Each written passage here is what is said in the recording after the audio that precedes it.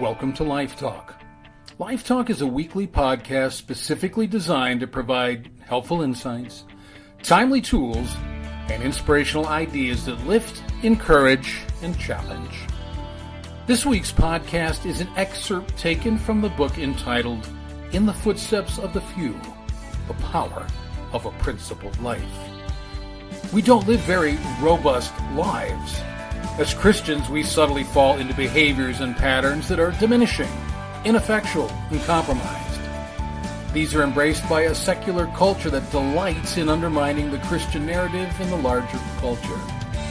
Therefore, our frequently lackluster, ever-dimming, and perpetually compromising faith is reinforced by the larger culture that seeks its demise. In time, we begin to lose touch with what it is to be a Christian. Majesty and mystery fall to pulpits scurrying to explain why the church has failed to seize the culture and inspire it to better things. The relevance of biblical principles as held against the dynamics of the 21st century seem to be ill-explained or not explained at all. We pound out repetitive principles of a faith that has forgotten how to articulate who and what it is. This book arises out of 10 years in pastoral ministry and 30 years in the counseling field, where the lives of untold thousands of people needed something from me to grant them hope, encourage broken spirits, make sense of their disjointed journey, and at times save their lives. This book is an effort to do exactly that. I hope that you enjoy this excerpt. I want to be happy, but I don't think I want to be satisfied. For satisfaction lures me into believing that happiness is found in reaching some point, rather than realizing happiness is born of striving for those points. I want to experience a resilient and wonderfully endearing sense of contentment that neatly threads itself through every part of my soul, but I don't want that contentment to morph into the baser mentality of complacency. I want to keep a weathered eye on every horizon, but I want to do more than just watch those horizons from some sorry distance. Rather, I want to walk their ridges. I don't want to contemplate the taking of a journey. Rather, I want to be contemplating a journey as I'm taking it. I want to robustly celebrate the achievements and rigorously revel in the milestones in a manner completely worthy of them. But I never want to fall to the bane of mediocrity that would prompt me to see them as a terminus. I want to develop a sturdy confidence born of the advances made, and I want to have that confidence perpetually reinforced by the successes achieved. Yet I pray that my failures will always serve to temper that confidence so that it never turns to rot in the form of arrogance. And in further managing this tempered confidence, I never want it to be so strong that I errantly assume any challenge as too small to be worthy of my time. I want to be happy, but I don't think I want to be satisfied. For whatever reason I might do it, in whatever way I might do it, I never want to hand myself excuses to round the next summit instead of scaling it. I never want to slothfully presume the ability to achieve a goal without holding myself accountable to actually getting on the track and running the race.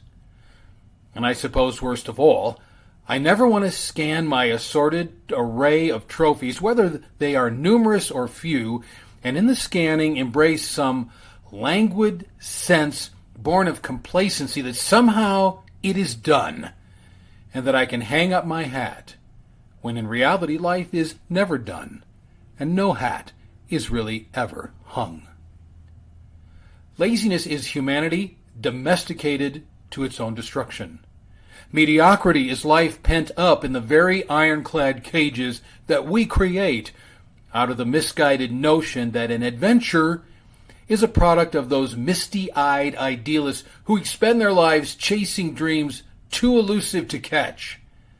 Therefore, we create dreams that we can cage, so that they simply can't elude us, And in their captivity, we can manage them so that, God forbid, they never manage us.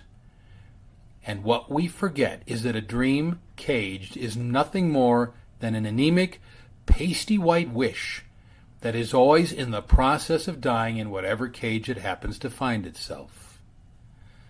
We are made for more than all of that. Our humanity yearns for the next adventure. We desire lofty summits and distant finish lines that tax the whole of our energies in order to get us to them. There is inherent within us this incessant sense that we are is not where we're going, and that to park it in wherever we're at is to start dying in that very place.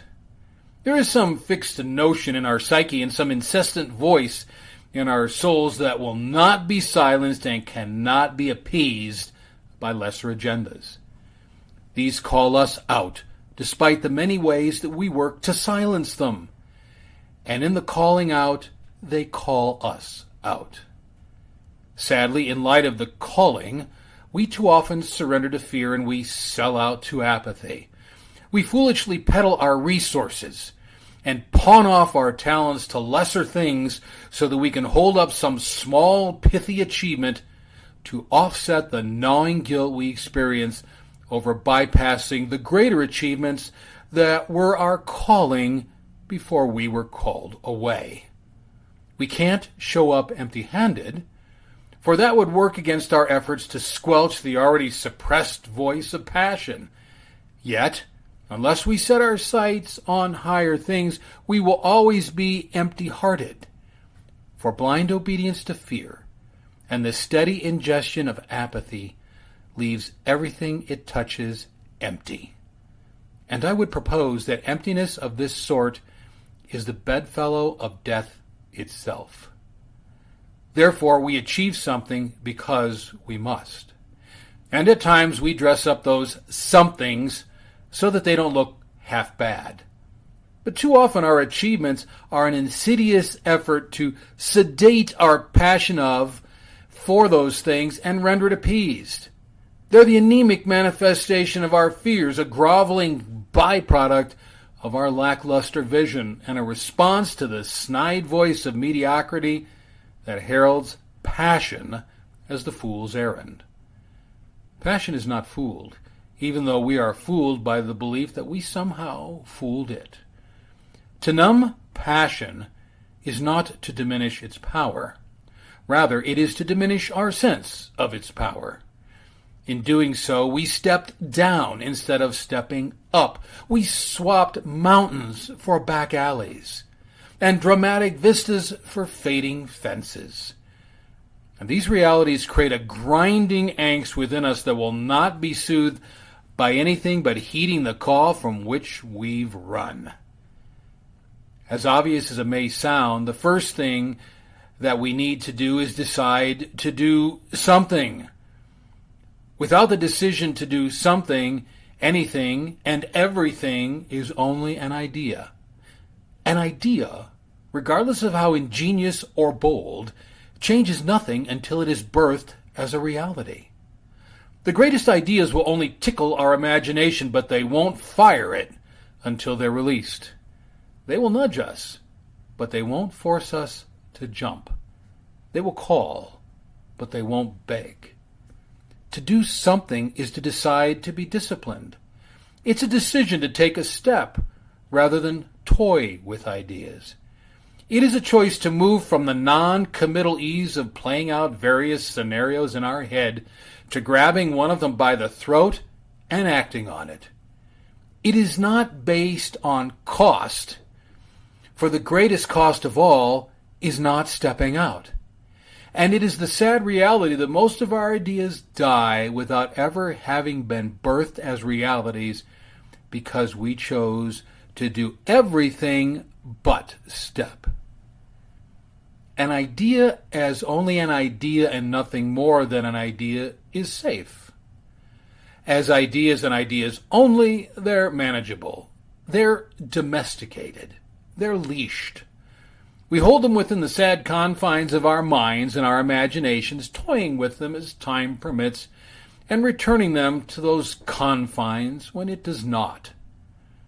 But cut the reins and turn an idea loose, and it may not be as manageable and domesticated as we might like it to be.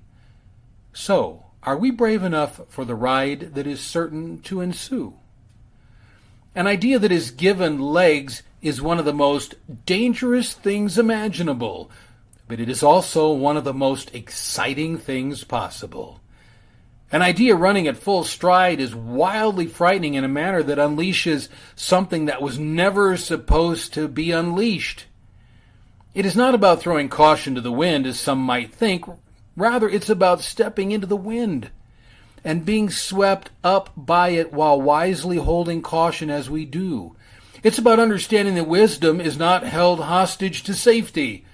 Rather, wisdom is based on figuring out how we navigate dangerous things in a way that no longer renders them dangerous.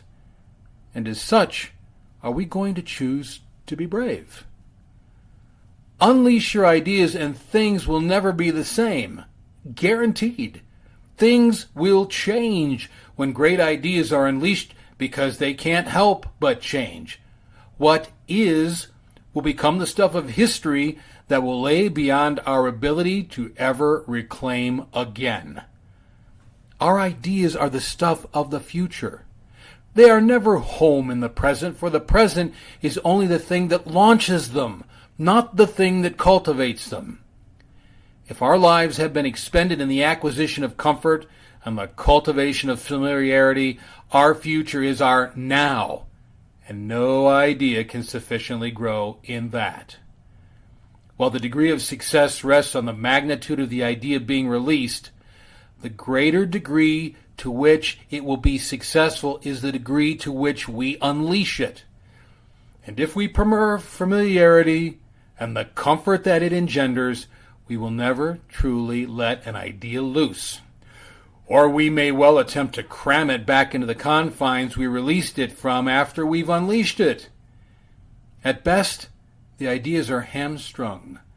At worst, they perish.